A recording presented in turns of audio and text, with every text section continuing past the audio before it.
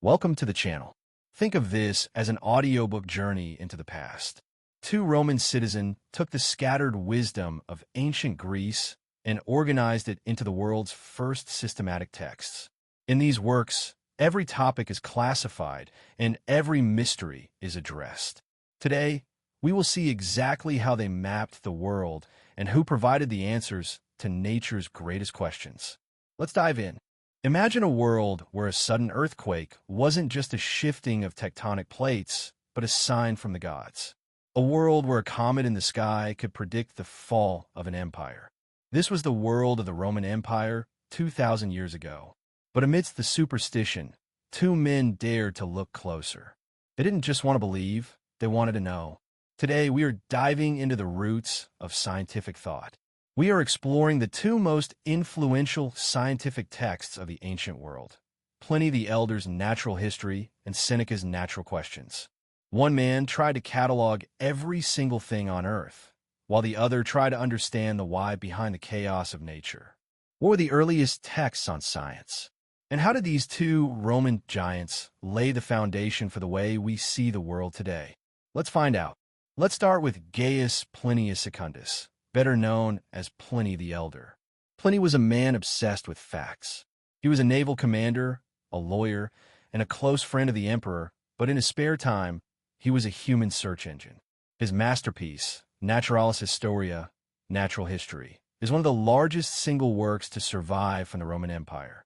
It consists of 37 books covering everything from astronomy and geography to zoology, botany, and minerals. Pliny claimed to have gathered over 20,000 facts from 2,000 different volumes by 100 authors. To Pliny, life is being awake, vita vigilia est. He was so dedicated to his work that he would have someone read to him while he ate, and he even took notes while being carried in a litter through the streets of Rome. But what makes his work science? While he didn't use the modern scientific method, he was the first to attempt a systematic classification of the natural world. He described the properties of metals, the medicinal uses of plants, and even the behavior of elephants. However, he also included myths, mermaids, headless men, and dragons. Why? Because to Pliny, the world was so vast and full of wonders that he believed it was arrogant to assume anything was impossible. While Pliny was busy counting the leaves on a tree, another man was looking at the wind that moved them. Lucius Annaeus Seneca, the famous Stoic philosopher, took a very different approach in his work, Naturalis Questions, Natural Questions. Seneca wasn't interested in making a list. He wanted to understand the mechanics of the universe.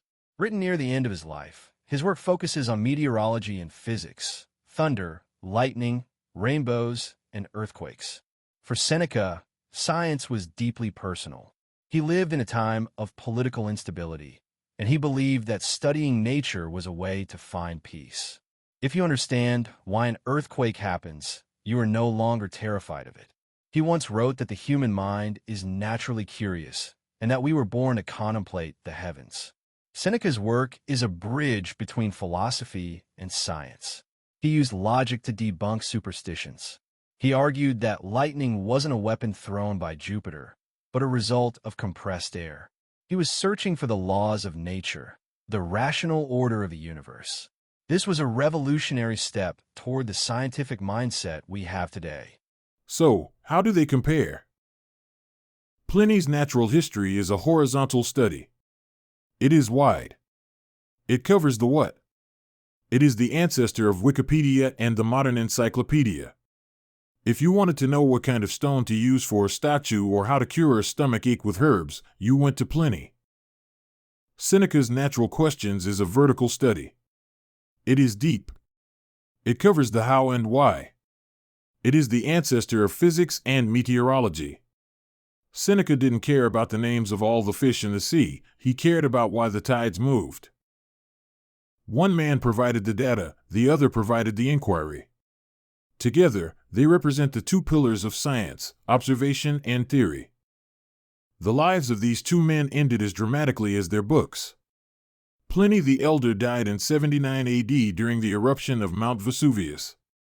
Ever the scientist, he sailed toward the volcano to rescue friends and to observe the phenomenon up close. He died inhaling the toxic fumes, a martyr for curiosity. Seneca, on the other hand, was forced to commit suicide by Emperor Nero. Even in his final moments, he remained a stoic, calm, and focused on the rational soul. The texts survived the fall of Rome and became the primary textbooks of the Middle Ages. For over 1,500 years, if you were a scholar in Europe, you were reading Pliny and Seneca. They taught us that the world is not just a place we live in, but a puzzle waiting to be solved. The earliest texts on science weren't perfect, but they were the beginning of a grand journey. They shifted our gaze from the gods to the earth. What do you think? Is it more important to gather all the facts like Pliny, or to ask the big why like Seneca? Let me know in the comments. Don't forget to like and subscribe for more deep dives into history. Until next time, stay curious. I'm your friend, we discuss like ancient philosophers, and this is SciPhiHi. We'll see you in the next discovery.